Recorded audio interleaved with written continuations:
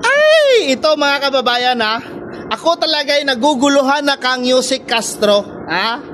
Ewan ko ba kung nasa matinong pag-iisip pa ba to o wala na. Ha? Kasi kung ano-ano lang talaga yung sinasabi niya mga kababayan eh.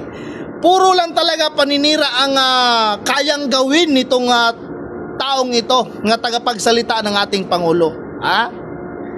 Ayon daw umano kang Yusek Castro, sinabing gusto umanong agawin ni BP Sara ang kay PBBM ang pagiging presidente. Ha? Kung gustuhin niya pa, noon pa. Ha? Noon pa, Yusek Castro, kung gustuhin niya, noon pa. Ha? Binigay niya lang sa amo mo, ha? Kasi nabudol siya. Ha? Pero sabihin ko sa iyo, ha?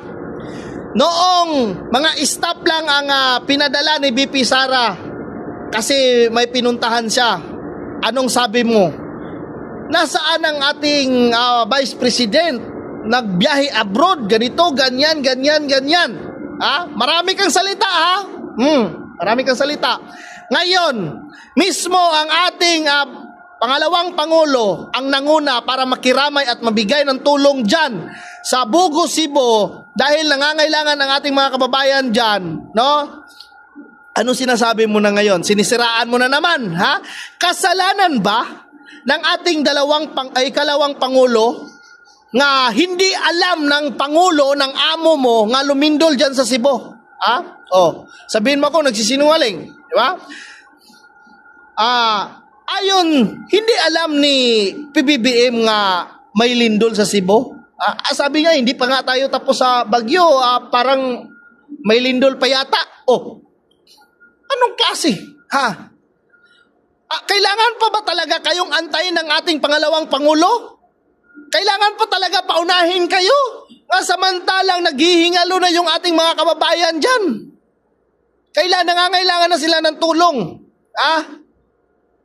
Ngayon sabihin mo sa akin, kung tama ba yung pinagsalita mo, kung totoo man talaga nga lumabas sa bunganga mo kasi hindi ko nakita yung interview mo talaga, yung pagsalita mo.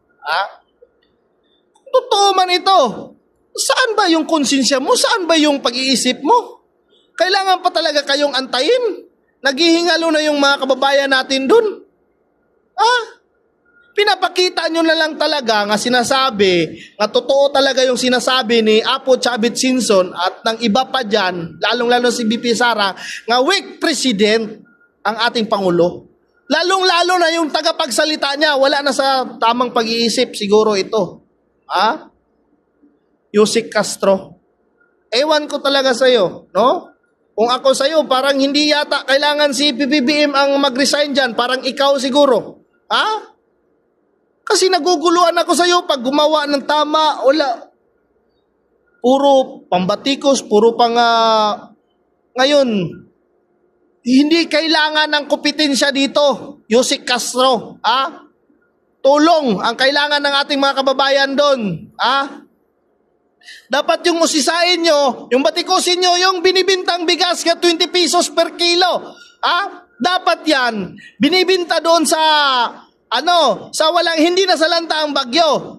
Doon yung binibinta kasi pag may trahedyang mga nagaganap, hindi binibili yan. Libre yan binibigay. Nakikita mo yung mga binibigay dyan, lalo mga vloggers. Daming vloggers dyan. Nagbibigay libre. Iwan ko talaga, na naguguluhan talaga ako sa iyo, Auntie Claire Castro. Parang, hindi ko naman sinasabi, pero attorney ka pa naman, no? Parang nagdududa ako tuloy kung bakit ka naging attorney. Pag ganyan ang mga pananalita mo. Ako hindi man ako attorney, no? Grade 1, section 11 lang po ako ang natapos ko. Pero marunong pa naman tayong umintindi, Hindi gaya mo, Yusek Castro, Kasi yung iba dyan, no? Pag hindi nagustuhan ang pinaggagawa ng administrasyon o hindi nagustuhan ang pinaggagawa ng amo, nagre-resign talaga yan. Mayor Magalong, di ba? Si Attorney Vic Rodriguez. Ganun. Ikaw parang hindi na kailangan siguro, no? Ikaw kailangan na sigurong mag-resign. Kasi parang Iwan ko sa'yo. Yun lang yung si Castro. Iwan ko talaga sa'yo. Naubusan na ako ng ano sa'yo.